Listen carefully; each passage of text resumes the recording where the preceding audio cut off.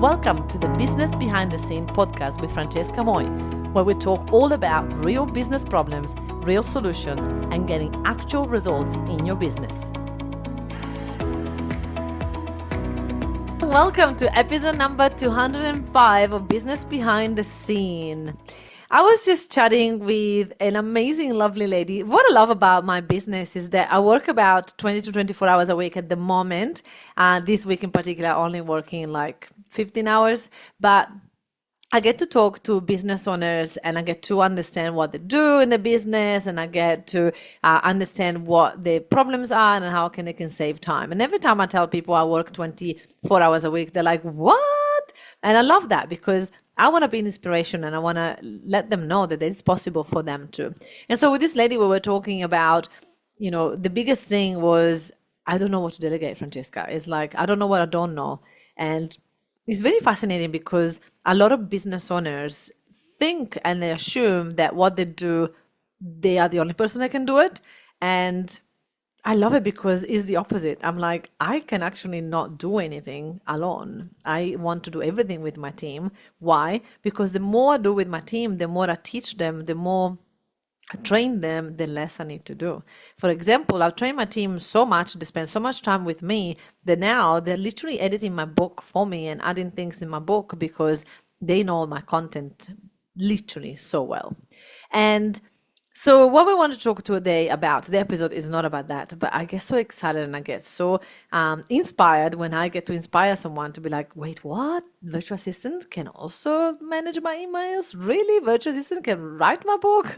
Well, they can write the book. Like I spoke the book, but then the VAs are editing the book and adding things to the book because it's already me. It's already me. They're just enhancing what I already put. So anyway, today, we wanted to talk about really be able to manage your virtual assistant while dealing with our life, right? So because a lot of people tell me, Francesca, but I sometimes work, literally the lady that I was talking to today, she was saying, Francesca, sometimes I work 20 hours a week, sometimes I work 100 hours a week. So it's all on me. So I don't think there is anything there that I can delegate. And I don't want to have someone that I have to speak to every day when I'm off. Like, I don't want to be micromanaging someone. I don't want to be like stuck in the business because of now having a team member that is full time. Can I have someone ad hoc? And I said, look, if you want someone ad hoc, just go into Upwork and find yourself someone that can just do random work. Just know that most likely you're not going to be reliable because they're going to be working for a lot of people. So sometimes they're going to bog down in projects and I know you're going to reply to you. And sometimes they're going to have space to work with you. And so there's going to be a lot of inconsistency from those type of people, which is okay because you don't need them all the time, which is perfect. But if you want some consistency in your business, if you want some momentum, if you want someone to really be able to work in your business while you're on holiday, if you want someone to run the show while you have a public holiday and you don't want to work but you want them to work, then it's important that we start to have some consistent help from someone at least 4 hours a day to 8 hours a day, so 20 hours a week to 40 hours a week. That way you're going to be able to have someone that run the business for you, number one. But to do that, we need to make sure that we are clear on what are the recurring tasks that this person is going to be doing. Because if we delegate as if this person was ad hoc, like on projects, then you're always going to be involved in what they do. But what if you understand how we can have some recurring tasks so that this virtual assistant works alongside you and your business, and if you are off, you not worry, oh, what is my VA doing today, but you know that they're doing something, right? So all my virtual assistants, so what we do with all our clients is that we put a brainstorm task, we call it. So we have done a general understanding of what our clients are currently giving to the virtual assistant, and out of those tasks, out of those hours, then how much time is taking for the VAs to accomplish those tasks. And then we've done a sort of like a common tasks, like a average on how much time it's taking out of the common tasks. So obviously there's other things that clients are giving to the virtual assistant, but if they're not common, we're not going to put it in there. So we just put the common tasks, and it has been incredible, like incredible for clients to be like, oh my gosh, I never thought about all those things. So it will be, it's interesting. Not often it happens that we do brainstorm task and there's not at least 20 hours in a week. And this is just us brainstorming. So if you sit down and you write down all the things that you're doing every day, I'm sure that there will be a lot more that you can delegate. Because sometimes people tell me, Francesca, this is about quotes. I can't delegate quotes. This is all me. And I'm like, okay, maybe you cannot delegate 100% of a quote, but maybe you can delegate 70% of a quote so that your VA can sort of create a template and put all the most common things in. And all you need to do is to put the thing specific to this quote, and then the VA can send it. So that 70% is done from a VA, and you just have to go in and do 30%. That's a little different story. Oh, but the 70% take me 5 minutes. I'm like, yeah, but 5 minutes times 20 quotes, it adds up, right? So we just have to remember the phrase. It's always go back to that phrase. It's faster if I do it. No, it's not faster if you do it. Even if it's short term, it's not faster if you do it. I promise you, it will be faster if you delegate it. So we need to set priority tasks. We need to explain, and this is one of the hardest things, even for me, that when I delegate to someone, I've got someone new in the business, to make them understand what's a priority over something that is not a priority. This is the most important thing that we need to do with the team member, so that they understand, okay, anything happens, money-making activities are a priority. So if a client is declining a payment, we prioritize that and we do that. If a client is wanted to sign up and they've got problems signing up and the contract is not working or whatever it is, we drop what we're doing and we help them. So money-making activities is a priority. If someone is wanting to book a call and get a client, we move things around and we fit them in. So this is the most important thing. When a business is small, we need to prioritize that. As the business grows, so where we're at now, that is not as a priority, right? Because if the 2 payments don't come in this week, we're not going to be in trouble. We're fine because we have cash flow and everything is sorted for us. So now the priority is focus on your calendar and finish what you're doing before you're jumping onto something else. But when the business was smaller, the priority were different. So it's important that we categorize what is a real priority, what is urgent, what is not urgent, what is needing attention, what doesn't need attention. And actually there is a framework that you can follow on like urgent, important, not important, and you can sort of like break it down, and that could be very useful for your team to also follow.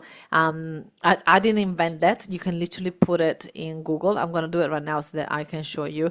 Not urgent,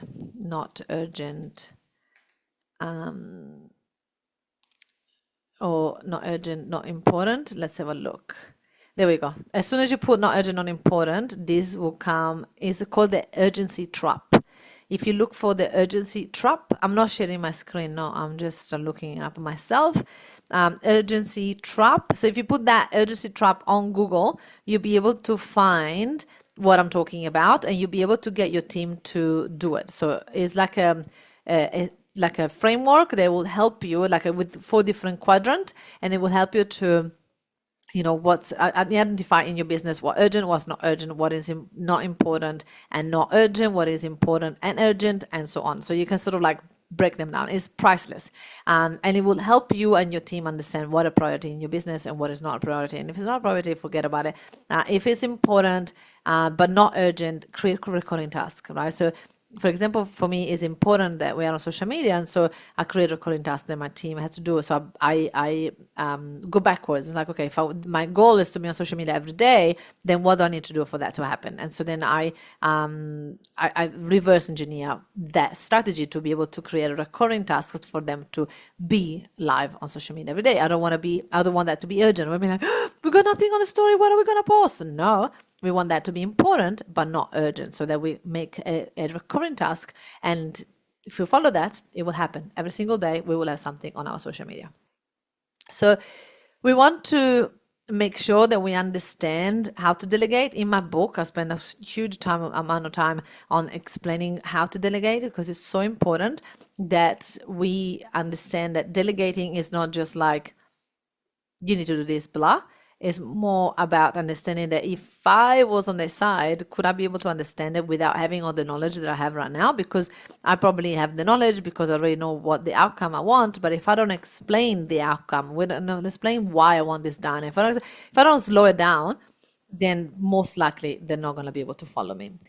So, look, it's important for us to really use different tools to make this transition happen. Some people use Asana, some people use Airtable. We use both of them to really help our virtual assistant to stay on top of the projects and to make these projects smooth, and for them to really understand what is the next phase of this project. I like to have meetings with my VAs at every phase of a project, rather than just like meet them at the beginning and at the end, because then I won't be able to help them throughout, which means I probably will waste a lot of money and time because they might not go towards where I wanted to go. So I prefer to divide the projects in phases and sort of meet them and get a report or get some knowledge throughout the phase. So it's not too late to change the outcome of that project if I'm not happy where it's going. We want to communicate with a virtual assistant effectively. And one of the things that we suggest is to use something called Slack. It's priceless because you'll be able to. Slack is not just like, it's an amazing communication tool, not just for the culture of the business, so that you can say good morning, good night, you can have some quick chit chat about something going on privately with the team. So sort of like a virtual office, so where you can get to sort of do a little bit of social stuff in there as well, birthdays and stuff like that. But also we want to make sure that we divide the Slack channels, so you can have like different Slack channel on different topics. So we have like a marketing channel, we have a customer service channel, we have an admin channel, we've got a finance channel, we've got like all different channels that we get to add different type of team members in each of those as well. And sometimes people tell me, Francesca, I'm too small to have all of those departments. I'm like, but you're not.